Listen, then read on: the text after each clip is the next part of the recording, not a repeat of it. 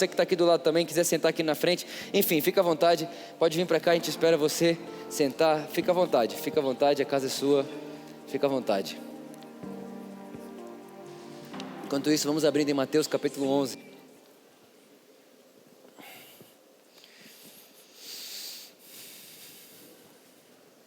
Mateus capítulo 11.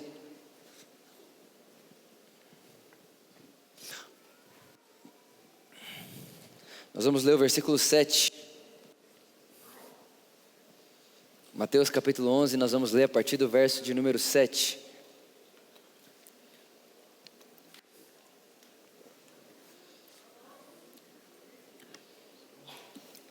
Olha só, tem uns... Tá vazia? Ó, tá vazia a cadeira ali, ó. Tem uma cadeira vazia ali, tem outra cadeira vazia ali, tem outra cadeira vazia ali. Tá bom? Tem outra cadeira vazia bem aí onde vocês estão passando, se vocês quiserem sentar. Fica à vontade. Glória a Jesus. Mateus capítulo 11, a partir do versículo 7.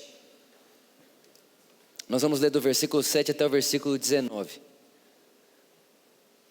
Mateus capítulo 11, versículo 7. Diz assim: enquanto saíam os discípulos de João, só um parênteses aqui que vale a pena ressaltar para você. Esse João, que nós vamos ler a partir de agora, vai falar algumas vezes sobre ele, não é o João discípulo de Jesus, é o João Batista, tá bom? Então toda vez que nós lemos João agora, está falando de João Batista que profetizou, né, que Jesus era o Cordeiro de Deus, que tira o pecado do mundo, que veio antes de Jesus, preparando o caminho para ele, né, e toda aquela história, que a gente vai falar um pouco sobre isso. Então, enquanto saíam os discípulos de João, começou Jesus a falar às multidões a respeito de João, né, Batista. E Jesus vai perguntar para a multidão o seguinte: o que fostes ver no deserto? Um caniço agitado pelo vento? E então, o que fostes ver no deserto? Um homem vestido com roupas finas? De fato, os que usam roupas finas estão nos palácios reais. Verso 9. Mas afinal, o que fostes ver? Um profeta? Sim, eu vos afirmo, e mais do que um profeta. Jesus falando sobre João Batista, mais do que o profeta, verso 10. Este é aquele a respeito de quem está escrito: eis que eu enviarei o meu mensageiro à frente da tua face, o qual preparará o teu caminho diante de ti. Verso 11. Com toda certeza vos afirmo, irmão, presta atenção nessa afirmação que Jesus está fazendo agora sobre João Batista, tá? Entre os nascidos de mulher, não se levantou ninguém maior do que João, o Batista. Entretanto, o menor no reino dos céus é maior do que ele. Verso 12. Desde os dias de João Batista até, repita comigo o que está escrito ali agora. Desde os dias de João Batista até quando?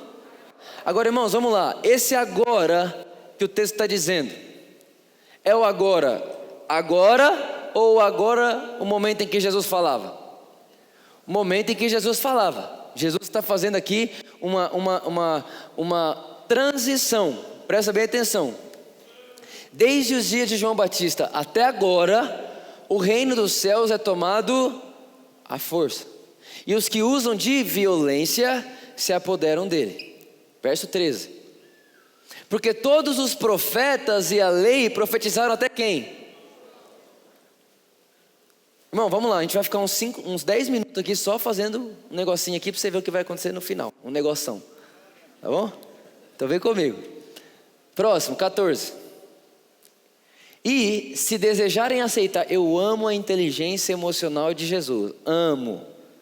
Ele está falando com as multidões, ele fala assim: olha, e se vocês quiserem acreditar, como quem diz, se quiser acreditar, acredita, se não quiser, não acredita. Olha a doçura de Jesus, no sentido assim: olha, eu vou falar, mas se você não quiser crer, tudo bem. Se vocês quiserem acreditar, este é o Elias que havia de vir. Não tem como a gente gastar tempo falando a respeito dessa afirmação. Versículo 15. Aquele que tem ouvidos para ouvir, que ouça. Mas a quem hei de comparar essa geração? Jesus continua o discurso, ele não pausou, ele não parou, ele não mudou o assunto, ele não trocou o contexto, é a mesma coisa que ele está falando. A quem hei de comparar essa geração? São como crianças que, sentadas nas praças do mercado, ficam gritando umas às outras. 17. Nós vos tocamos músicas de casamento, mas vós não dançastes. Entoamos lamentos fúnebres e não pranteastes. 18. Vem João, presta atenção, irmão. Vem João, que João? O Batista, que jejua e não bebe vinho, e vocês dizem ele tem demônio. Então vem alguém que jejua, mora no deserto, usa uma roupa de pele de camelo, come gafanhoto com mel, não bebe vinho, não come direito, vive em jejum, mora afastado da cidade. Vem ele e vocês falam que ele tem demônio. Próximo. Aí depois vem o Filho do Homem. Quem que é o Filho do Homem? Jesus. Aí vem Jesus, o que Jesus faz? Come e bebe, aleluia, irmãos. Quem gosta de comer? Aleluia. Tem uns que estão gostando demais, né? Aí presta atenção. Vem o Filho do Homem comendo e bebendo e dizem: eis aí um glutão, bebedor de vinho, amigo de publicanos e pecadores. Todavia, a sabedoria é comprovada pelas obras, que são seus frutos. Feche seus olhos comigo, vamos orar mais uma vez. Espírito Santo, obrigado. Essa é a palavra de Deus, Jesus é a palavra de Deus. Sabemos que Jesus, ele foi, mas disse que deixaria você que nos ensinaria sobre ele. Então certamente nessa noite, mais uma vez, teremos o nosso conhecimento de Jesus expandido. E quando o nosso conhecimento de Jesus é expandido, graça e favor são multiplicados na nossa vida. Te agradecemos, amém. Irmãos, vamos lá.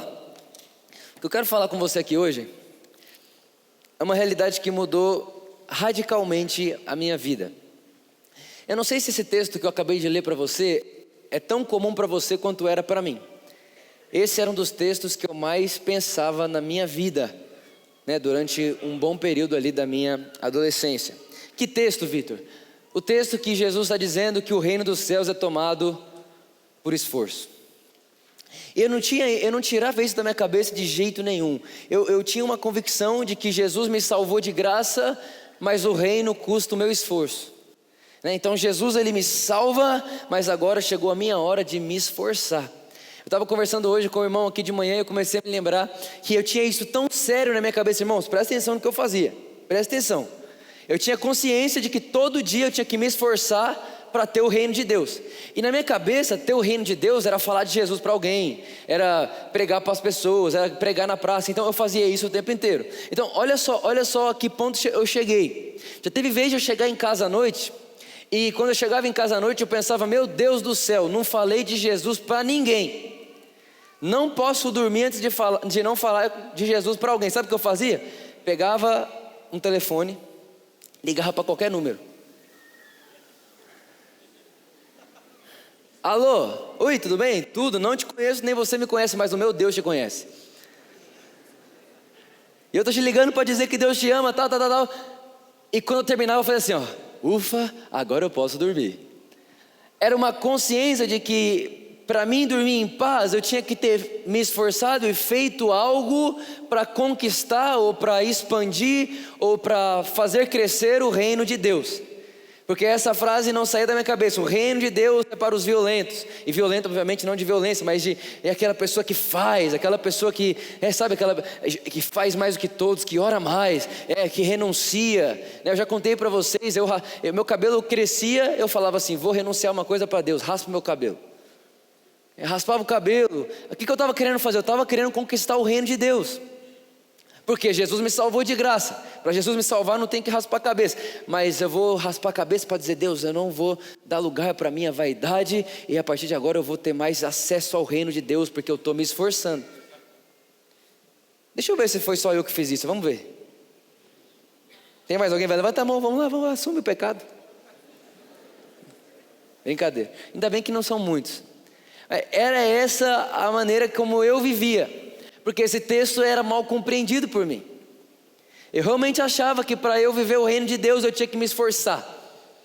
Eu tinha que me esforçar e tinha que me esforçar muito. Agora, quando você olha para o que Jesus está falando aqui, Jesus começa falando o seguinte: olha, irmão, é muito legal o que eu vou falar para você aqui agora. Ele começa falando assim: olha, o que vocês foram ver no deserto? João Batista, um profeta. Ele diz: mais do que um profeta. Por que mais do que um profeta? Jesus responde, ele fala: olha, porque dos nascidos de mulher, ninguém é maior do que ele. Ninguém. Dos nascidos de mulher, ninguém é maior que João Batista. Mas Jesus continua, ele fala: entretanto, o menor no reino dos céus já é maior do que ele. O que Jesus está querendo mostrar aqui para mim e para você? Ele está querendo dizer, gente, até João Batista tinha um tipo de nascimento, que era o nascimento da mulher. Mas eu vou apresentar para vocês, para frente, um novo nascimento. João capítulo 3, Jesus vai dizer: olha, aquele que não nascer do Espírito não pode entrar onde? No reino dos céus. Ou seja, irmão, Jesus está dizendo o seguinte: dos nascidos de mulher, João Batista tem uma obra a maior. Afinal de contas, ele preparou o caminho para Deus vir para a terra. Ele anunciou: ele que vem depois de mim, eu não sou digno de desatar a sandália dos seus pés. Ele é o Cordeiro de Deus que tira o pecado do mundo. Irmão, não existiu na terra uma glória maior do que essa, de apontar para Jesus e falar: esse é o Filho de Deus. E Jesus está dizendo: dos nascidos de mulher, a obra desse cara é a maior. Só que o menor, o pequenino, o novato no reino dos céus já é maior do que João Batista. Jesus está deixando claro que vai haver uma transição de nascimento. Jesus está deixando claro que o tempo vai mudar, a estação vai mudar. É por isso que quando ele continua, ele diz: com que eu vou comparar essa geração? Ele fala: essa geração se compara a crianças, que quando está tocando música de festa, elas não dançam. E quando está tocando música de velório, elas não choram. O que ele está dizendo? Ele está falando: gente, vocês precisam discernir os tempos. Quando estiver tocando música de festa, dança. Mas não vai querer dançar quando estiver tocando música de velório. Jesus está dizendo: vocês precisam compreender os tempos. É por isso que o apóstolo Paulo vai dizer que o homem espiritual discerne os tempos. Os tempos, os momentos, qual hora, qual momento, o que está acontecendo agora, né? Qual é a verdade presente hoje. Está entendendo o que eu estou falando aqui, irmão? Está comigo aí? Você está me acompanhando aqui, sim ou não? Agora presta atenção. Coloca para mim João capítulo 16, verso 12. João capítulo 16, verso 12. Eu ainda tenho muitas verdades que desejo vos dizer. Jesus falando para os discípulos. E vale lembrar você que de João capítulo 13 até João capítulo 17, que é a oração sacerdotal, são os últimos dias de Jesus na terra. Os últimos. São os últimos dias, né? Não se sabe se 2, 3, 4, no máximo 7 dias. Eram os últimos dias. Então isso aqui é uma das últimas palavras de Jesus para os discípulos, porque já é João capítulo 16. E João capítulo 18, Jesus já é preso. Então aqui Jesus está falando suas últimas palavras com os seus discípulos. Ele vai dizer: olha, eu ainda tenho muitas verdades que desejo vos dizer, mas seria demais para o vosso entendimento neste momento. Repara, Jesus está falando: tem muita coisa que eu queria contar para vocês, mas eu não posso, porque agora vocês não podem entender. Nesse momento, se eu contar para vocês, vocês não vão entender nada. Mas não é porque vocês não vão entender que anula o meu desejo de contar. Você tem ideia que Jesus está colocando um desejo aqui que ele não pode satisfazer? Ele está dizendo: eu queria tanto contar uma coisa para vocês, mas não posso, ainda não. Olha o próximo verso, 13. No entanto, quando o Espírito da verdade vier, ele vos guiará em toda verdade, porque não falará por si mesmo, mas dirá tudo o que tiver ouvido e vos revelará tudo que está por vir. Irmão, Jesus está dizendo o seguinte: gente, olha, eu tinha muita coisa para contar para vocês, mas eu não posso agora. Mas vai vir o Espírito Santo, e quando ele vier, aquilo que eu não posso contar para vocês, ele vai contar para vocês. Aquilo que é o meu desejo contar para vocês hoje, não posso. Quando o Espírito Santo vier, ele vai contar e vai guiar vocês em todo esse meu desejo. A pergunta que nos resta fazer é: que desejo é esse? Que fala é essa que Jesus sempre quis falar com os discípulos e não podia, porque os discípulos não entenderiam naquele momento? O que Jesus se privou de falar para os discípulos, porque os discípulos não entenderiam naquela situação, naquele momento, naquele agora. E eu quero mostrar isso para você, por isso vem também aqui lá em 1 Coríntios capítulo 2, coloca o versículo 6, 1 Coríntios capítulo 2, verso 6. Irmão, presta bem atenção nisso aqui, isso aqui foi uma chave tão profunda na minha vida, que aconteceram anos atrás que eu nunca mais tive dúvida de qual é a obra do Espírito Santo. Até então, irmão, toda hora eu queria que o Espírito Santo me enchesse mais. Toda hora eu queria mais do Espírito Santo. Qual que era a minha vida? Minha vida era entrar para o quarto e ficar: eu quero mais do Espírito, mais do Espírito, mais do Espírito, mais do Espírito, mais do Espírito, mais do Espírito. Irmão, tem glória em tudo isso, foi muito bom, fez bem para mim. Só que hoje eu já consigo compreender que pedir mais do Espírito Santo é tão tolice como pedir para o Vitor estar mais aqui. Como que faz para o Vitor estar mais aqui? Tem como? Não. E o Espírito Santo tem como? Não tem como. Mas fala a verdade, não tem lugar que o Espírito Santo parece mais presente? Tem ou não tem? Tem aquela celebração, aquela conferência, você fala: nossa, Deus está muito aqui hoje. Verdade ou não, irmãos? Só que a verdade, é verdade ou não é? Não é que Deus está mais presente lá, é a gente que está mais consciente dele lá, sim ou não? Não é Deus que aumenta a sua presença, irmão, somos nós que aumentamos a nossa consciência sobre Ele. A presença de alguém não pode ser aumentada, irmãos. Presença é presença, eu estou presente, Deus está plenamente presente aqui nesse exato momento.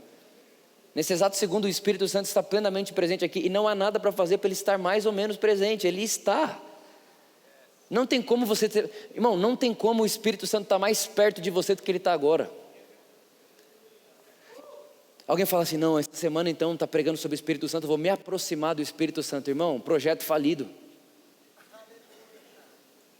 Não dá para se aproximar mais. Não tem como. Ah, Vitor, mas olha a oração de Davi. Não afaste de mim o teu espírito. Se ele pode se afastar, é porque eu posso me aproximar, irmãos. Aí que está, é a gente querer ter uma oração que alguém teve antes da cruz, depois da cruz. É dizer para a cruz: cruz, você fez uma coisa legal, mas não mudou o meu jeito de orar. É por isso que Jesus disse lá em Mateus capítulo 11, gente, a lei e os profetas vão até João. E se você quer viver baseado na lei e nos profetas, você vai viver até João. Quem nunca ouviu alguém falar com tanta alegria sobre Davi? Nossa, Davi, que homem, né? Deve ser bom ser um homem segundo o coração de Deus. Deve ser maravilhoso, só que eu não queria ser um homem segundo o coração de Deus. Por que não? Porque o próprio homem segundo o coração de Deus, ele olhou, e a Bíblia diz que ele, tendo vislumbres do tempo que eu e você vivia, ele olhava para mim e para você e falava: uau, bem-aventurados serão eles. Porque nós não temos um coração segundo o coração de Deus, nós temos o coração de Deus.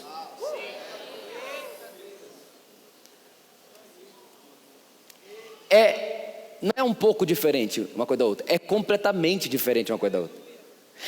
Davi, irmãos, era um homem segundo o coração de Deus. É por isso que Davi, um homem segundo o coração de Deus, às vezes ele achava que Deus queria zombar dos inimigos dele. Só que ele era segundo, e por ser segundo, tinha coisa que ele falava que não era Deus que queria, não, irmãos. Vitor, mas como que você pode dizer isso com tanta certeza? Simples, é só ver o coração de Deus encarnado, Cristo Jesus. Quando ele aparece, ele fala: não zombe dos seus inimigos, ame-os. Ou seja, não tem como, irmão, tudo tem que passar pela cruz, tudo tem que passar pela morte, pela ressurreição de Jesus. Nada do que era continuou sendo a mesma coisa depois da cruz, irmãos. A cruz não melhora o antigo, ela faz tudo novo. Acontece uma coisa que ela não dá para mensurar com palavras. Por isso que a gente não pode de forma nenhuma atribuir ações antes da cruz como se fossem verdades hoje. Não, Vitor, mas antes lá, não sei o que, eles ungiam as coisas para abençoar as coisas, e antes o templo era santo, e não sei o que, e aí o templo, e aí o altar, e aí tem gente que acha que isso aqui é altar. Não, mas isso aqui é um palco. Não, porque tem que ter reverência com o altar, irmão. Isso aqui é um palco. O altar, a Bíblia diz que é você e eu.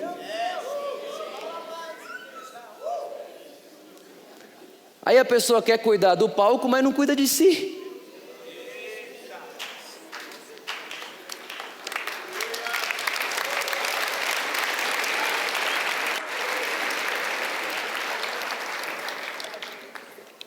A Bíblia está dizendo que esse prédio aqui não é consagrado ao Senhor?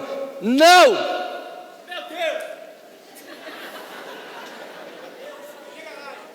Se você for embora daqui hoje, eu for embora daqui hoje, amanhã entrar um terreiro aqui, irmão, qualquer coisa, vai funcionar.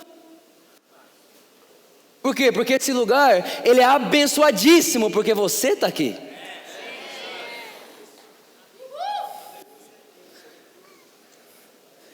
Nesse exato momento, esse lugar é protegido por Deus, porque você está aqui. Nesse momento pode cair 1.000 para lá, 10.000 para lá, 20 milhões para lá, aqui nada cairá, não, porque nossa Deus, você viu como Deus protege o prédio? Uau, Deus morreu por tijolos.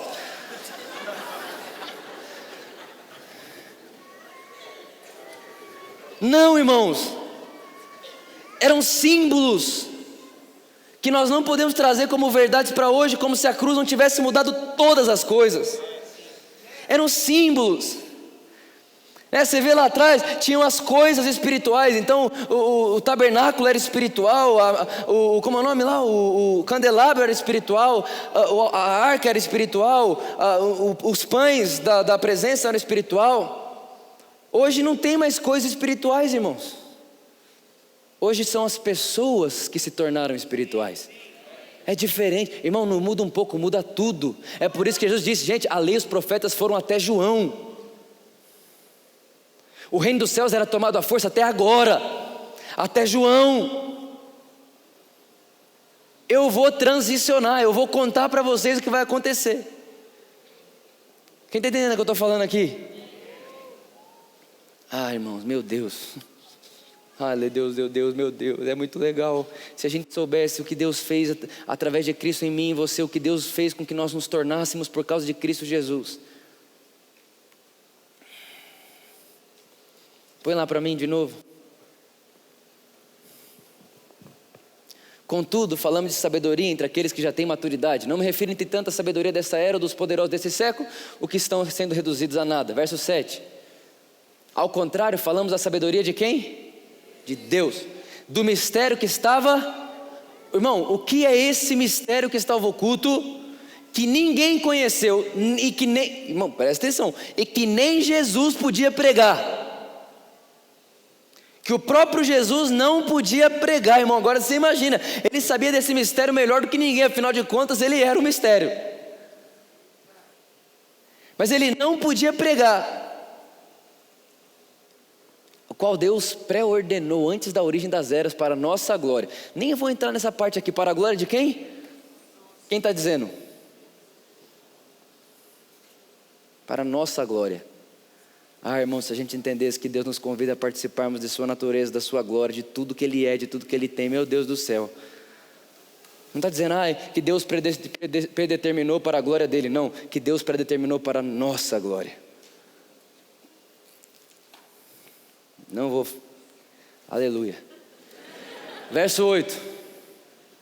Nenhum dos governantes dessa era compreendeu essa sabedoria, pois se a tivessem entendido, não teriam crucificado o Senhor da glória. Verso 9, agora presta atenção. No entanto, como está escrito, olho algum jamais viu, ouvido algum nunca ouviu, e mente nenhuma imaginou o que Deus predispôs para aquele que o ama. Olha só, a gente usa esse texto 1 milhão de vezes para falar do futuro, sim ou não? Não, irmão, fique em paz, porque nem olhos viram. Nossa, eu não sei o que vai ser da minha vida, meu Deus do céu, essa faculdade, esse namorado, essa namorada, não sei o quê. Não, fique em paz, existe uma promessa de Deus para você que nem olhos viram. Totalmente fora do contexto. Qual que é o contexto aqui? O mistério de Deus que estava oculto. Então ele está dizendo, sobre o mistério de Deus que estava oculto, nem olhos viram, nem ouvidos ouviram. Não subiu à imaginação do homem, não subiu ao coração do homem, o que Deus já tinha preparado antes para aqueles que o amam. Que mistério é esse? Continua. Deus todavia, repare, irmãos, nem olhos viram, ninguém sabia, era um mistério oculto, era um mistério que nem Jesus podia pregar. Deus todavia o revelou a nós por meio de quem? Do Espírito. Irmãos, quando Jesus diz, gente, eu queria contar para vocês, mas não posso, ele não podia contar, porque uma pessoa sem o Espírito de Deus é impossível de ser convencida dos mistérios de Deus. Impossível. Não dá para alguém sem o Espírito discernir o Espírito. Por isso Jesus está falando, Pedro, Tiago, João, Tiago, vocês tudo, se eu contar para vocês agora, vocês enlouquecem. Imagina Jesus falar assim, Tiago, Pedro, João, vocês vão assentar comigo nas regiões celestiais. Sabe o que o Pedro, Tiago e João ia fazer? Ia para a guerra, para tirar o rei da época, botar Jesus para ele sentar no trono. Porque é o que Atos capítulo 1 diz que eles pensavam, irmãos. Eles pensavam que Jesus ia assumir o trono de Israel, irmãos. Quem está entendendo o que eu estou falando aqui? Pelo amor de Deus, tem alguém entendendo o que eu estou falando aqui? Porquanto o Espírito a tudo investiga, até mesmo as profundezas de Deus. 11. Pois quem conhece o pensamento do ser humano, a não ser o Espírito do homem que nele... próximo. 12. Vamos lá, nós, quem, irmãos? Quem? Pergunta, você faz parte? Tem certeza? Nós, entretanto, não recebemos o Espírito do mundo, mas recebemos qual Espírito? Agora presta atenção, lembra que Jesus falou assim, ó, eu tenho desejo de contar muita coisa para você, mas não posso, mas vai vir o Espírito Santo e ele vai contar. Paulo vai contar para mim e para você agora o que o Espírito Santo veio nos contar. O Espírito que vem de Deus, a fim de quê? Ou seja, recebemos o Espírito Santo para que possamos fazer o quê? Compreender o que por Deus nos foi outorgado gratuitamente. Irmão, Jesus está dizendo assim, meus amigos, se eu pudesse contar para vocês o que de graça vocês vão receber, eu não posso. Porque vocês não têm condição de entender o tamanho do presente, sem primeiro entender o tamanho do Espírito. Irmão, agora pensa comigo, que presente é esse que precisa do Espírito de Deus para contar sobre ele? Que tamanho de presente é esse? Que graça é essa? Que para a gente entender, o Espírito Santo tem que vir para dentro de mim, de você. Que graça é essa que Jesus não poderia falar? Tem alguém melhor para falar disso que ele? Mas ele não podia, porque ninguém ia entender. Que presente é esse? Que graça é essa? Quem está comigo aqui, irmãos? Agora continua, agora é a hora que... Eu não sei você, mas eu acho que... Eu comecei a ficar um pouco careca, eu acho que é uns textos desses que faz a gente ficar meio careca. Brincadeira, irmão. Vai crescer o cabelo em nome de Jesus. Todo dia eu olho no espelho e falo, cabeludo, bom dia. Aí eu olho, meu pai me manda uma mensagem, eu vejo a foto dele e falo, misericórdia. Qualquer coisa seja hereditária, menos isso. Aleluia. Eu falo, puxei para minha mãe, glória a Deus. Vamos lá, irmão, presta atenção. Próximo. 13. 14. As pessoas que não têm o Espírito não aceitam as verdades que vêm do Espírito, pois lhe parecem o quê? Irmão, é absurdo, não é? Você ouviu uma notícia dessas aqui, ó. Todos os seus pecados estão perdoados e você não precisa ter medo de se apresentar diante de Deus. Absurdo ou não? Absurdo. Quer ver outra? Você é tão abençoado quanto Cristo Jesus. Absurdo ou não? A sua identidade é Cristo Jesus. Absurdo ou não? Você está sentado em Cristo Jesus nas regiões celestiais. Absurdo ou não? Por isso, irmão, se não for o Espírito, não tem como alguém acreditar. Impossível. Impossível. É por isso que eu falo que se você está aqui, você está pego. Porque foi o Espírito que te trouxe. Não, mas eu vim fazer uma visita. Se ferrou. Mas eu não estou entendendo nada. Não precisa entender. O Evangelho não é para seu cérebro, é para sua mente. É diferente. Está entrando, irmão. E uma vez lançada a semente, acabou. Vai frutificar. A Bíblia diz que a palavra de Deus não volta para ele vazia, antes vai frutificar. O motivo pela qual Deus falou a palavra não voltará para ele vazia. Quando voltar para ele vai ter cumprido tudo pela qual ela foi falada. Se você entrou aqui, eu te garanto, o Espírito te trouxe aqui para te revelar coisas tão preciosas e presentes tão profundos que você não conseguiria crer sem Ele. Ai Deus, meu Deus, meu Deus. E não só acabar, tá, de 15. Contudo, aquele que é espiritual pode discernir quantas coisas? Agora continua a leitura lá, irmão. E ele mesmo? Quem aqui já se sentiu mal compreendido? Todo dia, né? Irmão, você fala uma coisa que dentro da sua cabeça é igual 1 mais 1. Alguém tem dúvida de quanto é 1 mais 1? Não, você fala com uma convicção de certas coisas. Fala assim, por exemplo, Deus é bom, sim ou não?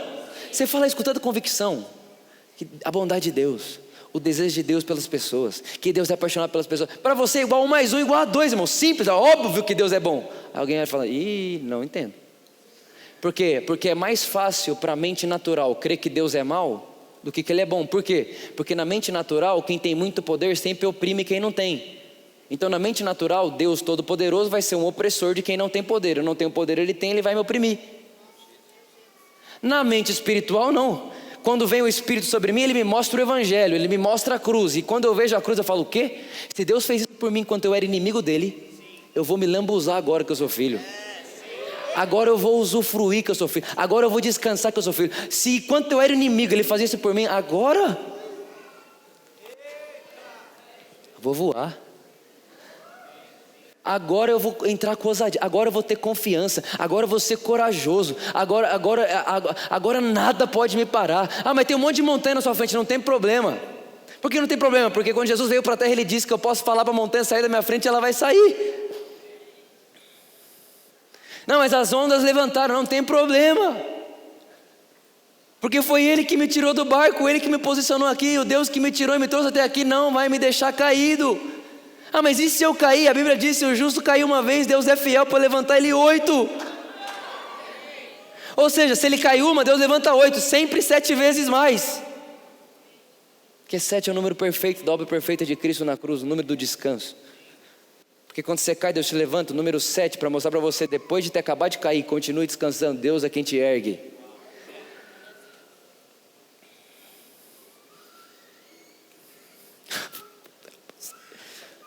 Preciso escrever uma música.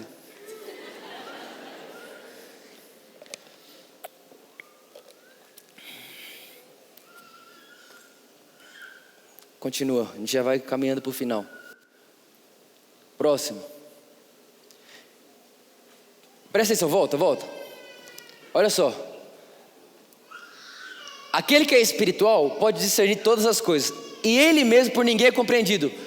Porquanto, próximo. Porquanto, vai continuar. Quem jamais conheceu a mente do Senhor para que possa instruí-lo? Irmão, isso aqui que é um absurdo para mim. Para mim isso é um absurdo. Isso é uma citação da antiga aliança, do Velho Testamento. O apóstolo Paulo está dizendo, o homem espiritual não é discernido por ninguém. Porquanto, quem pode perscrutar, né? Quem pode conhecer, quem pode instruir a Deus, quem pode conhecer a sua mente a fim de instruí-lo? Era a pergunta do profeta antes da cruz. Aí o apóstolo Paulo faz a pergunta, fecha aspas e diz, todavia nós temos a mente de Cristo. Não, isso te escandaliza? Porque me escandaliza. Eu acho isso um absurdo. Deus está dizendo que nós temos a mente de Cristo. E o que significa ter a mente de Cristo, irmãos? Presta atenção nisso. Você tem a mente de Cristo para tomar decisões na sua vida. Você tem a mente de Cristo para tomar decisões na sua casa, nos seus relacionamentos, nos seus negócios. Você tem a mente de Cristo. Nós temos a mente de Cristo. Nós podemos compreender, entender e pensar os pensamentos de Deus. Agora, onde eu queria chegar? Põe lá Zacarias 4:6. Olha o que diz Zacarias 4:6 para a gente poder entender o desfecho lá de Mateus 11. Nós vamos fechar a conta agora. Então ele me explicou, essa é a palavra do Senhor entregue a Zorobabel, não por força nem mediante mas através do quê?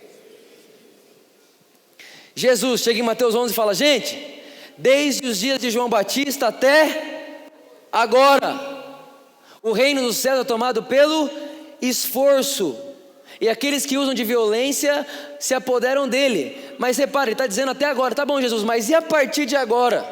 Jesus é como quem diz: a partir de agora a profecia de Zacarias se cumpre. Que profecia é essa?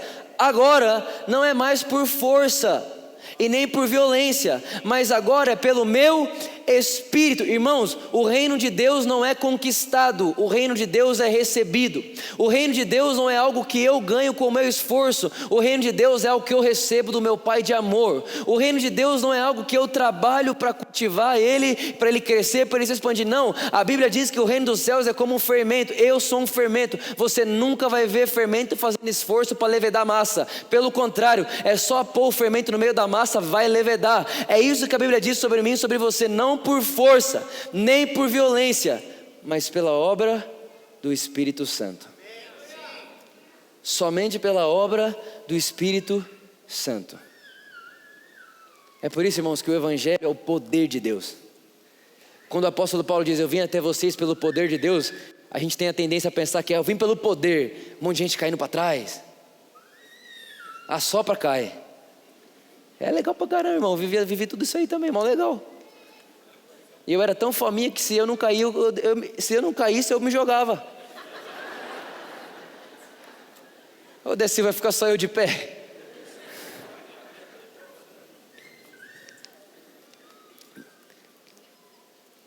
Quando o apóstolo fala: vim até vocês pelo poder, não é o poder de acordo com os nossos olhos, é o Evangelho. Quando eu vim até vocês, eu não venho com sabedoria humana. Até porque o que eu estou falando para vocês, o ser humano por si mesmo não pode compreender. Quando eu vim até vocês, eu vim pelo poder do Espírito. E qual que poder é esse? É o compreender do Evangelho. Irmão, o poder do Espírito é de fazer a mim e a você entender o Evangelho. É por isso que Jesus disse: quando Ele vier, Ele não falará por si só, Ele falará daquilo que Ele ouviu de mim. Irmão, o Espírito Santo está nesse momento aqui em mim, em você, dentro de nós, dentro de cada um de nós, para nos contar o Evangelho. É por isso que só Ele pode nos convencer da herança que temos. É por isso que o apóstolo Paulo vai dizer para a igreja de Éfeso: se os olhos espirituais de vocês fossem abertos, para que vocês compreendessem o tamanho da herança que vocês têm em Cristo Jesus. Se isso fosse uma verdade. É para isso que o Espírito Santo está aqui. O Espírito Santo não está aqui para condenar você. O Espírito Santo me incomodou. Irmão, o Espírito Santo não incomoda, ele conforta. O Espírito Santo não é contra você, ele é a seu favor. O Espírito Santo não te afasta de Deus, ele te aproxima. Irmão, o Espírito Santo foi dado para mim e para você, para dizer para nós o presente grandioso de graça que recebemos do nosso Pai de amor. Agora alguém chegou em mim um dia e falou: Vitor, por que você não prega o que Jesus pregava? Eu falei: porque se ele pudesse, ele pregaria outra coisa. Ele disse que ele queria pregar o que a gente prega hoje, mas não podia, que é o Evangelho.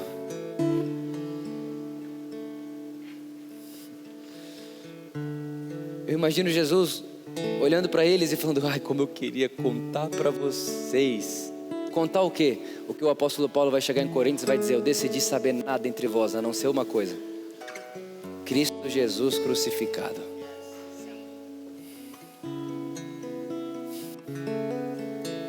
Irmão, essa é a obra do Espírito Santo.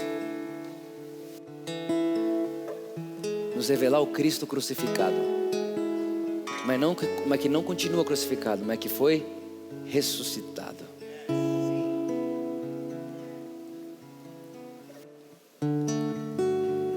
Para a religião é muito bom Jesus continuar na cruz, irmãos, porque na cruz ele tem pouco poder e a igreja tem muito poder.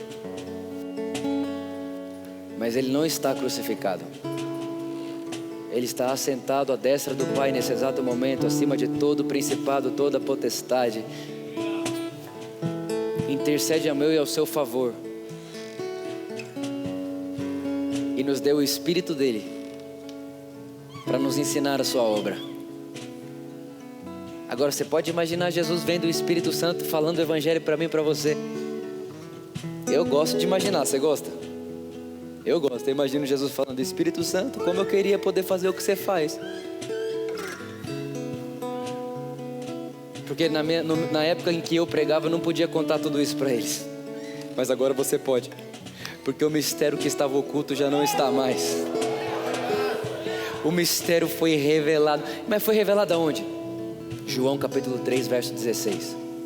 Porque Deus amou o mundo de tal maneira que deu seu Filho unigênito ao mundo, a fim de que todo aquele que nele crê não pereça, mas tenha vida eterna. Não terminou, ele continua dizendo: porque o Filho do Homem não veio condenar o mundo, mas veio para salvá-lo. Irmão, quando o apóstolo João está escrevendo isso, é como se ele estivesse desvendando o mistério, dizendo para nós: olha, Deus é um Deus de amor, Deus é um Deus de graça. Aquilo que era impossível a lei e os profetas dizerem, porque estava oculto, não tinha como eles falarem claramente sobre Deus, não tinha como eles expressarem isso claramente, era impossível. Aquilo que foi impossível até João Batista, mediante a força, impossível.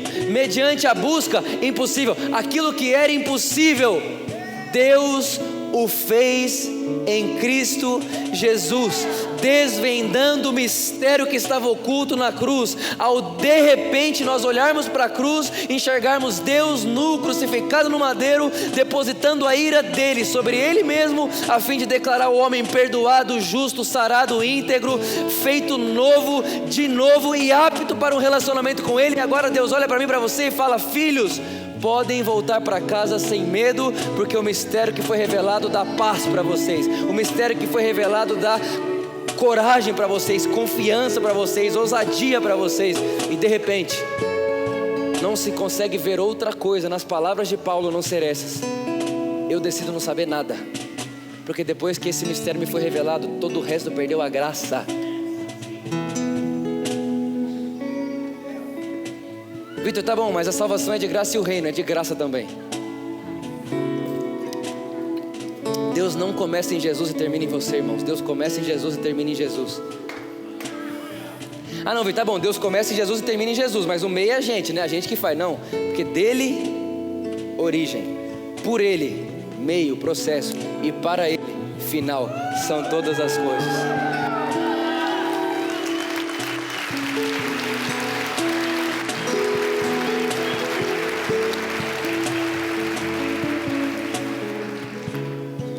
O reino de Deus, aí irmãos, é muito legal, porque Jesus, ele é muito inteligente. Você acha Jesus inteligente?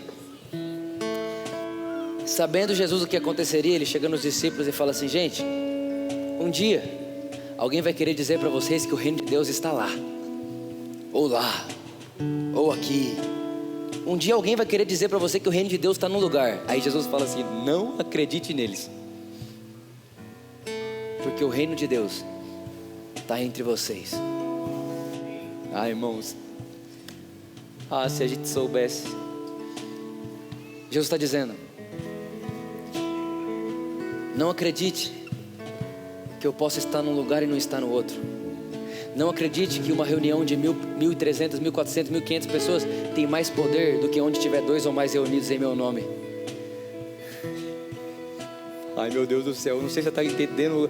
Ai meu Deus, ele está dizendo assim: 2 pessoas em meu nome, eu estou lá. Esses dias atrás eu estava conversando com uma pessoa, ela falou: Vitor, faz anos que eu não vou à igreja. Eu falei: mentira, a gente está fazendo igreja aqui agora. Ele falou: não, mas você sabe o que eu estou falando. Eu falei: não, eu não sei. Não sei o que você está falando. Não, no prédio. Eu falei: ah tá, então faz tempo que você não visita um prédio, mas igreja não. Aqui agora, estamos falando. Eu sou bom em cair de palco, hein? Mas é tão bom subir aqui, mandar um negócio, dá vontade de pular.